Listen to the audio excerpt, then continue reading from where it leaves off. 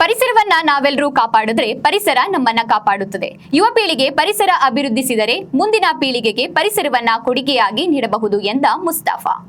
ಪರಿಸರವನ್ನ ನಾವೆಲ್ಲರೂ ಕಾಪಾಡಿದರೆ ಆ ಪರಿಸರ ನಮ್ಮೆಲ್ಲರನ್ನು ಕಾಪಾಡುತ್ತದೆ ಹಾಗೂ ಗಿಡಗಳನ್ನು ಬೆಳೆಸಿದರೆ ಅವುಗಳನ್ನ ಪೋಷಿಸಿ ಎಮ್ಮರವಾಗಿಸಿದರೆ ನಮಗೆ ಉತ್ತಮವಾದ ಆರೋಗ್ಯ ಲಭಿಸುತ್ತದೆ. ಹಾಗಾಗಿ ಪ್ರತಿಯೊಬ್ಬ ವಿದ್ಯಾರ್ಥಿಯು ಪರಿಸರ ದಿನಾಚರಣೆಯನ್ನ ಇದಕ್ಕೆ ಆಚರಿಸದೆ ನಮ್ಮ ಜೀವನದಲ್ಲಿ ಅಳವಡಿಸಿಕೊಂಡಿದ್ದಾದಲ್ಲಿ ಮುಂದಿನ ಪೀಳಿಗೆಗೆ ಪರಿಸರವನ್ನ ಕೊಡುಗೆಯಾಗಿ ನೀಡಬಹುದು ಎಂದು ಹಿರೇಗುಂಟನೂರಿನ ಶ್ರೀ ಸ್ವಾಮಿ ವಿವೇಕಾನಂದ ಸ್ವಾತಂತ್ರ್ಯ ಪದವಿ ಪೂರ್ವ ಕಾಲೇಜು ಪ್ರಾಂಶುಪಾಲರಾದ ಆರ್ ಮುಸ್ತಫಾ ತಿಳಿಸಿದರು.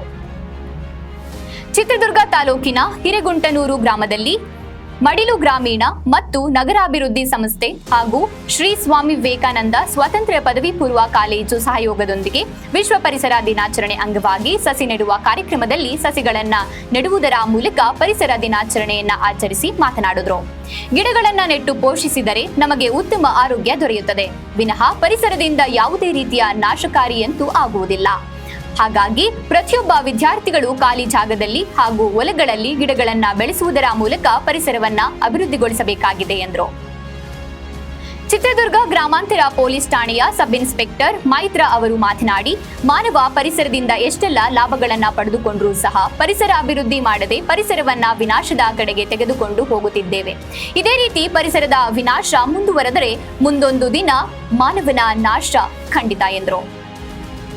ಚಿತ್ರದುರ್ಗ ಕಾರ್ಯನಿರತ ಪತ್ರಕರ್ತ ಸಂಘದ ಜಿಲ್ಲಾಧ್ಯಕ್ಷ ದಿನೇಶ್ ಗೌಡಗೆರೆ ಮಾತನಾಡಿ, ಪ್ರಸ್ತುತ ದಿನಮಾನಗಳಲ್ಲಿ ಮನುಷ್ಯರೆಲ್ಲರೂ ಪರಿಸರ ವಿನಾಶ ಮಾಡುವಂತಹ ಪ್ಲಾಸ್ಟಿಕ್ ತ್ಯಾಜ್ಯ ವಸ್ತುಗಳನ್ನೇ ಯಥೇಚ್ಛವಾಗಿ ಬಳಸುವುದರಿಂದ ಪರಿಸರದ ವಿನಾಶದ ಕಡೆಗೆ ಮಾನವ ಸಾಗುತ್ತಿದ್ದಾನೆ.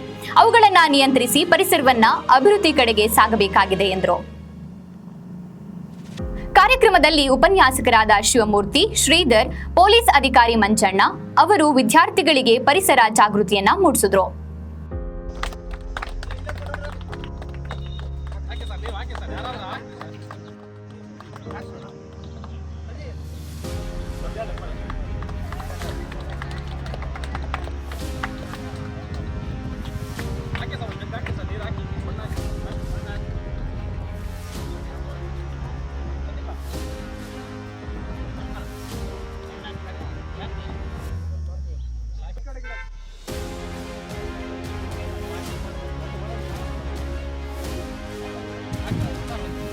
ಈ ಒಂದು ಸಂದರ್ಭದಲ್ಲಿ ಮುಡಿಲು ಗ್ರಾಮೀಣ ಮತ್ತು ನಗರಾಭಿವೃದ್ಧಿ ಸಂಸ್ಥೆಯ ಅಧ್ಯಕ್ಷರಾದ ಕುಮಾರಸ್ವಾಮಿ, ಕಾರ್ಯದರ್ಶಿ ಆನಂದ್ ಡಿ ಆಲಗಟ್ಟ, ಪ್ರದೀಪ್ ಮಹಾಂತೇಶ್, ದ್ಯಾಮ್ ಕುಮಾರ್, ಪ್ರವೀಣ್,